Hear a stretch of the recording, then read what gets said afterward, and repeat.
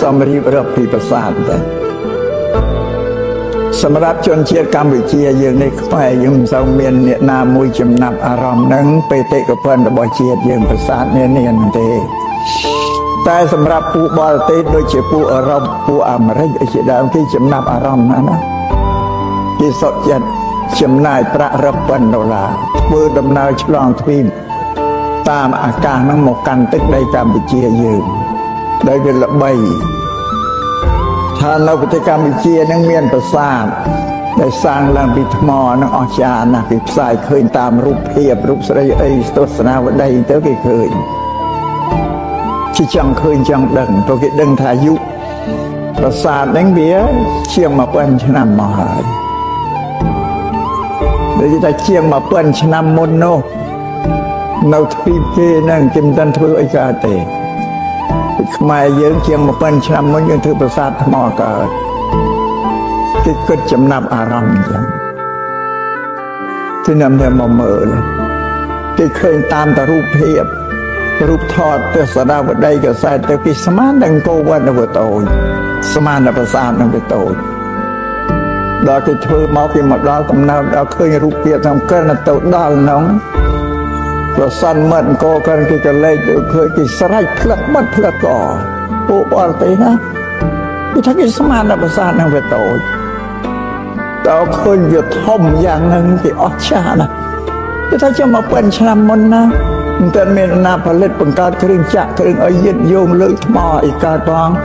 តើខ្មែរនឹងបានអីទៅលើកថ្មទាំងដុំប៉ុន្តែលើគ្នាម្ដុំទម្ងន់រាប់តោនគេស្រែកផ្លិតបាត់ក៏អស្ចារ្យ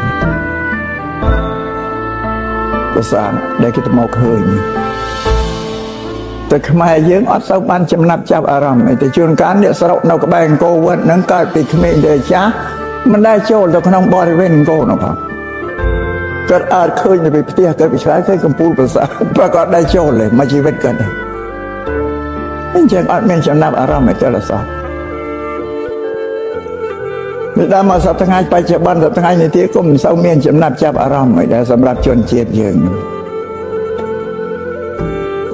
បានតែហ្នឹងឯងដែលគួរឲ្យសោកស្ដាយយើងមានសម្បត្តិធនធានកេតនភណ្ឌហ្នឹងកាត់ថ្លៃមិនបានទៅយើងអត់ចំណាប់អារម្មណ៍អីសោះតែពួកបរទេសគេចំណាប់អារម្មណ៍ជាជាងយើងទៅទៀតគេចំណាយប្រាក់មកធ្វើទស្សនកិច្ចសិក្សាពីប្រាសាទប្រាសាទអង្គរវត្តនេះប្រាសាទនេះពីមុនមិញវាជាបេតិកភណ្ឌរបស់ជាតិយើងទេដល់ឥឡូវរាជរដ្ឋាភិបាលលោកបញ្ចូលប្រាសាទទាំងអស់ហ្នឹងទៅជាបេតិកភណ្ឌពិភពលោកវាទៅជាសម្បត្តិរបស់មនុស្សជាតិលើសកលលោកពីមុនមិញផុសខ្មែរដល់ឥឡូវនេះទៅជាសម្បត្តិរបស់សញ្ជាតិមនុស្សលើសកលលោកទាំងអស់គេឧទ្ទិសអញ្ចឹងថារបស់នេះជារបស់មនុស្សទាំងអស់គ្នាតែយើងក៏មានចិត្តទូលំទូលាយដែរតាមពិតវាកេតនភណ្ឌគេដូនតាយ៉ាងទេប៉ុន្តែយើងផ្សាយចុះរបស់ដែលវាអស្ចារ្យនៅលើលោកមានតែមួយប៉ុណ្ណឹងឯងឲ្យវាទៅជាសម្បត្តិមនុស្សលោកទៅព្រោះយើងជាតិជាមនុស្សដូចទៅគ្នាអ្នកណាក៏ជាមនុស្សឲ្យទៅនៅលើផែនដីមនុស្សទាំងអស់គ្នាឲ្យទៅជាសម្បត្តិមនុស្សជាតិវានិយាយពីសិល្បៈការរចនាតុបតែងវាល្អស្អាតគ្មានអីធៀបទេរហូតដល់ដូនតាចាស់អ្នកសៀមរាបនេះគេសួរតាអង្គរវត្តណាធ្វើគេថាវិស្វកម្មទេវបុត្រប្រអិនដែលមកធ្វើនោះមានថាមនុស្សណាក៏មានដឹងថាមនុស្សធ្វើណាគេថាទេវតាប្រអិនដែលមកធ្វើឲ្យជំនឿវាអស្ចារ្យពេកគិតថាមនុស្សយើងធ្វើវាអត់កើតទេនឹងប្រាសាទអង្គរវត្តអីហ្នឹងម្ល៉េះក៏ថាទេវតាមកធ្វើវិស្វកម្មទេវបុត្រនោះមកសាងថ្វាយទៅប្រកេតមេលាព្រះបាទសូរ្យវរ្ម័នទី2នោះទៅអញ្ចឹងព្រះបាទសូរ្យវរ្ម័នទី2ហ្នឹងឈ្មោះខ្មែរដូនតាយើងថាប្រកេតទុកមេលាអានោះវារឿងព្រេងនិទានមក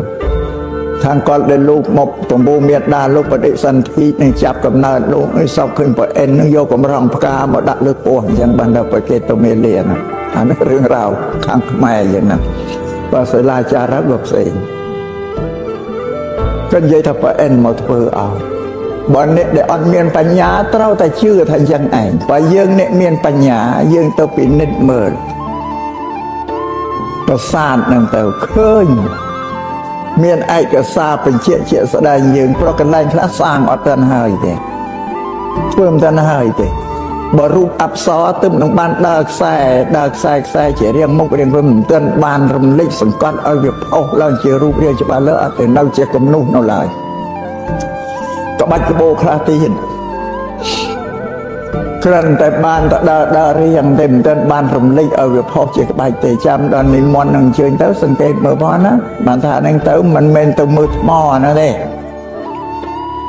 หมอยังดังรุ่ยได้แต่ภาษาหมอว่าตัวมือเส้นละปะไอ้ได้กี่เพื่อนน่ะนี่จะเป็นเน็ตมือน่ะแต่เป็นเน็ตมือตัวเคยท้าแล้วบอกถึงออตัวสันสมัยสังก็ว่าเพื่อตันหายแต่ในชรานะโดยเจตตัวข้างการนำจนเพื่อบ้านเพื่อฉันได้เธอไอ้มันเอาหมอตำดมตัวเพียงกันภาษาเพื่อนเอาไปยูชนำไป3-4 ชนำนี่นะไปยูไปเต่าการสงเครียมการจำบังไอ้เจ้าคนเราว่าเราเธอแค่นี้มั้งก็บอกบ้างอันนั้นจะเอาแล้วอันนี้คือธรรมดาธรรมะนั่งส่งไปกินเปิดเมียนจังแต่ตัวมือตัวเคยทานั่งเมนไปเอ็นเพื่อเลยบอกเทวดาไปเอ็นหมดเพื่อหลุดเพื่อโดยรัดเมนเพื่อโดยกำลังแต่ธรรมดาเราว่าไว้เพื่อโดยรัดคือการจบการนิมิตคือแต่เพื่อหายก็สลายได้ยอดเมตนาได้ซ่อนเลยยังตอนนี้เคยกันไล่แต่เพื่อมันจะให้ชราญบางท่านนึงมันนึกแต่เพื่อน่ะเป็นเจี๊ยบปราบทันจังแบบโดนตาเป็นตามนั้นก็ทับเอ็นได้หมดเพื่อเราเคยเป็นละอปีเดียวผู้วิสัยทำมันนึกเพื่อการไม่พออ่างแต่มืดลมทมอต่างๆชำนาญเราตะขึ้นตันเคยไม่เลิกไม่กล้า